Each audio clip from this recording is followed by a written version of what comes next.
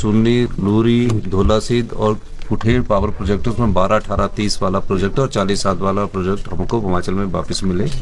Policy Nations के लिए होते हैं, लेकिन उसमें गंभीरतापूर्ण विचार करके कहा गया कि हम सब बिंदुओं पर विचार करेंगे इस पॉलिसी के बारे में, और 15 जनवरी तक कोई ना कोई इसमें फैसला लेने की बात की गई है। माननीय खट्टर साहब का बहुत बहुत धन्यवाद करता हूँ कि मंत्री जी हिमाचल प्रदेश में आए। पूरे देश में एक प्रकार की इन्होंने प्रक्रिया शुरू की है और बहुत अच्छी बात है। इस प्रक्रिया के माध्यम से हमें खुला टाइम मिल जाता है और उनसे चर्चा करने के विषय जो होते हैं उन पर खुलकर चर्चा भी होती है और हमको प्रेजेंट करने का भी मौका मिलता है। आज बड़ी सौहार्दपूर्ण वातावरण में बातचीत हुई, विषयों को समझा गया। हमारे ऊर्जा के क्षेत्र में 2-3 इश्यूज थे। पहला इशू है कि हमारी जो सुन्नी, नूरी, धौलासिद्ध और कुठेड़ पावर प्रोजेक्ट, उसमें 12, 18, 30 वाला प्रोजेक्ट और 40, 7 वाला प्रोजेक्ट हमको हिमाचल में वापस मिले। पॉलिसी नेशंस के लिए होते हैं, लेकिन उसमें गंभीरतापूर्ण विचार करके कहा गया कि हम सब बिंदुओं पर विचार करेंगे इस पॉलिसी के बारे में, और 15 जनवरी तक कोई ना कोई इसमें फैसला लेने की बात की गई है और ये मैटर अभी कोर्ट में भी है। तो इन विषयों पर बहुत विस्तृत से माननीय मंत्री जी ने देखा, विचार किया, क्योंकि हमारे पास पानी के अलावा कोई रॉ मटेरियल है ही नहीं है। इंडस्ट्री हमारी सिर्फ बद्दी वाली लाइन पर है, तो ये हमारे लिए एक बहुत ही महत्वपूर्ण विषय था, जिस पर बहुत गंभीरता से विचार करने के बाद, अधिकारियों के बैठक करने के बाद फिर कैलकुलेशंस पर जाएंगे, फिर कैसे आगे बढ़ा जाएगा वो फैसला 15 जनवरी से पहले आएगा। दूसरा विषय हमारा शानन प्रोजेक्ट का बारे में था। शानन प्रोजेक्ट के बारे में हमने माननीय मंत्री जी से अनुरोध किया, जो भी कानून के तहत 1966 का जो रीऑर्गेनाइजेशन एक्ट है उसके तहत जो कानून बना है, उस कानून के दायरे के तहत आप भी एक सुप्रीम कोर्ट में एफिडेविट दीजिए। पंजाब सुप्रीम कोर्ट गया हुआ है, क्योंकि जो हमारा शानन पावर प्रोजेक्ट था वो ओल्ड हिमाचल में था।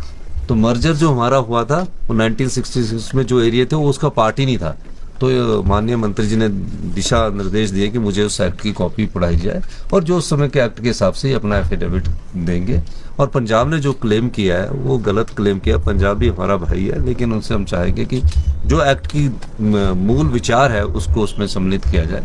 तीसरा बीबीएमबी से रिलेटेड था, और बड़ी अच्छी बात ये हुई कि बीबीएमबी के एरिया से रिलेटेड था। 7.19 हिस्सा जो है, जो पिछले 13 साल से सुप्रीम कोर्ट में हमारा फंसा हुआ है, उसमें ये कहा गया कि पंजाब ने कुछ ऑब्जेक्शन किया है, लेकिन एक बैठक की जाएगी जिसमें हरियाणा, पंजाब, राजस्थान में सब लोगों को सम्मिलित करके उस बैठक के बाद ये किया जाएगा कि वो हमको एरिया किस के रूम में देते। जो हाउसिंग से रिलेटेड है, तो हाउसिंग से रिलेटेड में हमारे इंडिकेटर्स काफ़ी अच्छे हैं, और कुछ एक MOU करना है हमें, जो आवास योजना का भी करना है, PMY2 का करना है, और कुछ चीज़ें हैं जिसमें हमको आगे बढ़ना है।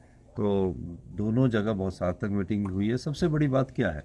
सबसे बड़ी बात है कि 2 घंटे लगाकर कोई केंद्रीय मंत्री यहाँ आकर बात सुनता है, तो उसकी बात पर बहुत ज़्यादा बात रहती है। मैं पिछले दिनों भी माननीय मंत्री जी से मिला था अपनी रॉयल्टी के लेकर, हिमाचल के इंटरेस्ट के लेकर।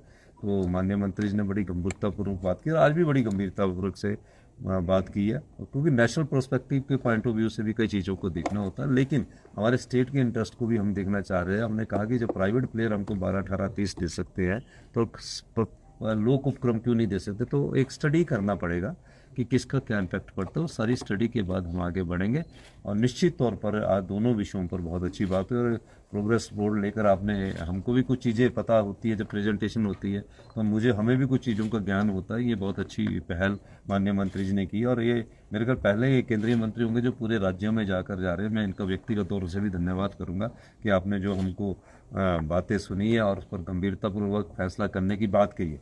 नहीं तो क्या होता है कि मैं जाता हूँ, फिर वो कागज़ पर वहाँ पड़ा रहते हैं, फिर उसके बाद मैं दोबारा जाऊँगा तो करेंगे। लेकिन यहाँ आके एक फैसला तो हुआ। काफ़ी सालों से हमारे कई फैसले अटके थे, 15-15 साल से फैसला अटके थे, और क्योंकि इनके पास अनुभव है, मुख्यमंत्री रहे, तो फैसला करने की ताकत अनुभव देता, नॉलेज होती है, तो इन्होंने फैसला कर दिए।